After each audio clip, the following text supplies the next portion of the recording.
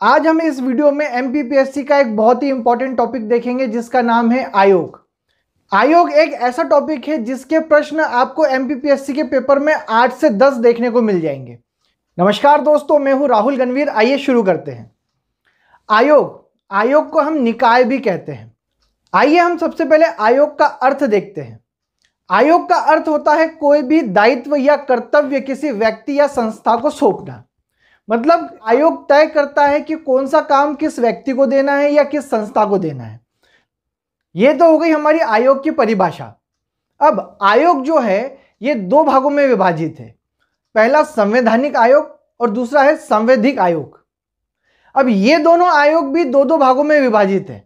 पहला है राष्ट्रीय आयोग और दूसरा है प्रादेशिक आयोग।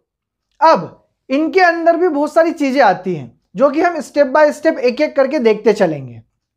सबसे पहले हम समझने की कोशिश करते हैं कि संवैधानिक आयोग और सांविधिक आयोग आखिर होता क्या है। संवैधानिक आयोग का मतलब होता है कि संविधान के अनुच्छेद के अनुसार जो भी कार्य को किया जाता है वो संवैधानिक आयोग कहलाता है। इन आयोगों को सीधे सीधे संविधान से शक्ति मिलती है। इन आयोगों में यानी कि निकाय में अगर आप कोई भी परिवर्तन करना चाहते हैं तो आपको संविधान के अनुच्छेद के अनुसार करना पड़ेगा। अगर संविधान के अनुच्छेद में उसमें परिवर्तन करने की शक्ति दी गई है तभी आप इस आयोग के अंदर किसी भी प्रकार का परिवर्तन कर सकते हैं। अगर संविधान के अनुच्छेद के अनुसार इसमें कोई भी परिवर्तन करने की बात नहीं कही गई है तो आप इस निकाय के अंदर यानी कि आयोग के अंदर कोई भी परिवर्तन नहीं कर पाएंगे। संवैधानिक आयोग के सदस्यों की नियुक्ति राष्ट्रपति द्वारा की जाती है। अन्य किसी भी प्रकार से इनकी नियुक्ति को नहीं कर सकते हैं। और अगर इन आयुक्तों को हटाने की जरूरत पड़ी या कभी हटाया जाता है तो संविधान के नियमों के अनुसार यानी कि अनुच्छेदों के अनुसार ही इनको हटाया जा सकता है। अन्य किसी प्रकार से इन आयुक्तों को नहीं हटाया जा सकता है। संवैधानिक आयोग की रिपोर्टों को सीधे सीधे संसद में रखा जाता है। तो यह तो हो गई संवैधानिक आयोग की बात। अब हम देखते हैं सांविधिक आयोग। वीडियो को आगे बढ़ाने से पहले मैं आपसे एक रिक्वेस्ट करना चाहूंगा कि अगर आपने चैनल को अभी तक के सब्सक्राइब नहीं किया है तो प्लीज चैनल को सब्सक्राइब कर लीजिए, बेल आइकन को दबा लीजिए ताकि मैं जितने भी वीडियोस एमपीपीएससी से रिलेटेड अपलोड करूंगा वो आपको सबसे पहले मिल सके और आप अपनी तैयारी को बेहतर तरीके से कर सकें। सांविधिक आयोग वह होते हैं जिन्हें संसद या राज्य विकास मंडल या राज्य विधान मंडल के अधिनियम द्वारा गठित किया जाता है। सांविधिक निकायों मंत्रिमंडलीय नियंत्रण उनके अधिनियम में उल्लेखित प्रावधानों के अनुसार होता है। यह हमने देख लिया कि संवैधानिक आयोग और संवैधानिक आयोग में अंतर क्या होता है। अब इसके भी दो दो भाग होते हैं। पहला भाग होता है राष्ट्रीय और दूसरा भाग होता है प्रादेशिक। ये दोनों में होते हैं। तो हम सबसे पहले सांवैधानिक आयोग को देखते हैं कि सांवैधानिक आयोग के अंदर राष्ट्रीय और प्रादेशिक में क्या क्या आता है। तो हम सबसे पहले देखेंगे संवैधानिक आयोग के राष्ट्रीय में क्या क्या आता है।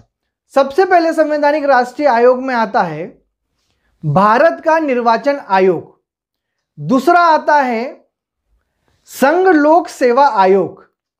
तीसरा आता है नियंत्रण एवं महालेखा परीक्षक। चौथा आता है राष्ट्रीय अनुसूचित जाति आयोग। पांचवा आता है राष्ट्रीय अनुसूचित जनजाति आयोग और छठवां आता है राष्ट्रीय पिछड़ा वर्ग आयोग। अब मैं आपको यहां पर इन आयोग को याद करने की एक शॉर्ट ट्रिक बताता हूं। हमारा सबसे पहला आयोग क्या था? भारत का निर्वाचन आयोग। अब हमने किसी चीज को बनाया है तो वो क्या हो गया? हमारा स्वामी हो गया। अब उसकी सेवा करने के लिए हमें कोई ना कोई चाहिए ना, तो निर्वाचन की हम सेवा करेंगे।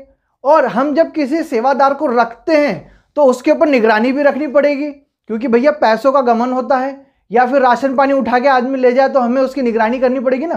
तो आप सिर्फ इस चीज से इसको याद रखिए। कैसा कि पहला है भारत का निर्वाचन आयोग, उसकी सेवा करने के लिए हमने क्या किया है? संघ लोक सेवा आयोग। और तीसरा इसके ऊपर निगरानी रखने के लिए हमने क्या किया है? नियंत्रक एवं महालेखा परीक्षक। ये तो हो गई हमारी तीन चीज जिसको हमने याद कर ली। क्या चीज कि हमारे पास में एक निर्वाचन आयोग है, हमें उसकी सेवा करना है और सेवा करने वालों पे हमें निगरानी रखनी है।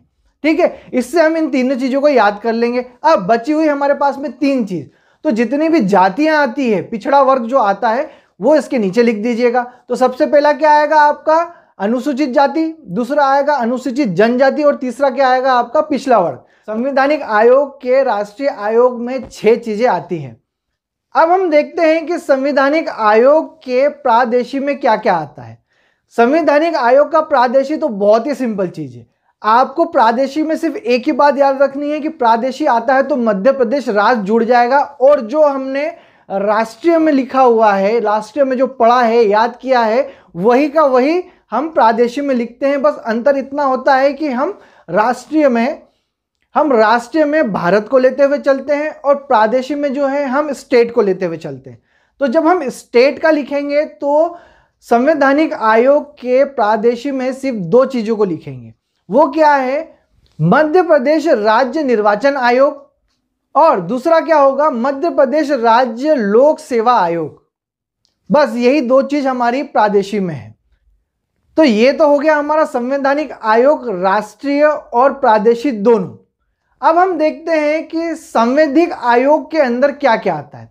संवैधानिक आयोग भी 2 भागों में बटा हुआ है, राष्ट्रीय और प्रादेशिक।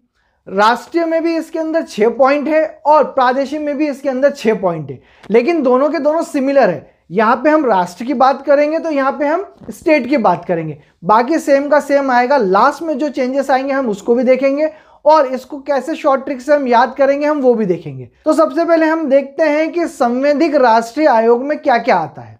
अब इसके अंदर पहला आता है राष्ट्रीय मानव अधिकार आयोग, दूसरा आता है राष्ट्रीय महिला आयोग, तीसरा आता है राष्ट्रीय बाल अधिकार संरक्षण आयोग। ये 3 जो हो गए ये हमारे मानव से रिलेटेड हो गए। याद करने का सिंपल तरीका, पहला है मानव, दूसरा है महिला और तीसरा है बाल, यानी कि बालक, बच्चे। तो हम इन तीनों को अगर यहां पे देखते हैं तो सिंपल याद हो जाता है कि हमें क्या करना है, मानव, महिला और बालक यानी कि बच्चे, इन तीनों को हम संवैधानिक आयोग के राष्ट्रीय में लिखेंगे। अब इसके नीचे की जो 3 चीजें आती है वो मैं आपको बताता हूं और शॉर्ट ट्रिक क्या है उसको याद करने की वो भी बताता हूं। अब चौथा आएगा हमारे पास में केंद्रीय सूचना आयोग, 5वां आएगा केंद्रीय सत्कर्ता आयोग, और 6वां आएगा हमारे पास में राष्ट्रीय हरित अधिकरण। तो ये हो गए हमारे 6 पॉइंट किसके, संवैधानिक आयोग के राष्ट्रीय आयोग के 6 पॉइंट। अब हम देखते हैं संवैधानिक आयोग का प्रादेशिक भाग। ठीक है, अब इसके अंदर भी 6 चीजें हैं। मैंने इसके पहले आपको क्या बताया था कि जो भी आप राष्ट्रीय में लिखोगे उसके अंदर मध्य प्रदेश राज्य लिख के आप सीधा प्रादेशिक में लिख दीजिए, तो वही का वही आपका प्रादेशिक आयोग हो जाएगा। ठीक, तो पहला हमारा राष्ट्रीय आयोग में क्या था, राष्ट्रीय मानव अधिकार आयोग। तो हम क्या करेंगे, प्रादेशिक के अंदर राष्ट्रीय को हटा के मध्य प्रदेश राज्य को जोड़ देंगे, तो मध्य प्रदेश राज्य मानव अधिकार आयोग, ये हो गया हमारा पहला आयोग। दूसरा क्या था हमारे पास में, राष्ट्रीय महिला आयोग। तो यहां पे हम क्या करेंगे, राष्ट्रीय को हटा देंगे और मध्य प्रदेश राज्य महिला आयोग लिख देंगे। ठीक है, तीसरा हमारे पास में क्या है, राष्ट्रीय बाल अधिकार संरक्षण आयोग। तो फिर हम यहां से इसका राष्ट्रीय हटा देंगे और क्या कर देंगे, मध्य प्रदेश राज्य। ठीक है, ये हो गई हमारी 3 चीजें। अब यहां पर थोड़ा सा डिफरेंस आएगा, तो हम इन तीनों चीजों को देखते हैं और इसकी शॉर्ट ट्रिक क्या होती है मैं आपको बताता हूं याद करने की। ठीक है, तो हमारा जो चौथा है वो है मध्य प्रदेश राज्य सूचना आयोग, 5वां है हमारे पास में मध्य प्रदेश खाद्य आयोग, और 6वां है हमारे पास में मध्य प्रदेश प्रवासी श्रमिक आयोग। अब इसको याद करने की मैं आपको ट्रिक बताता हूं।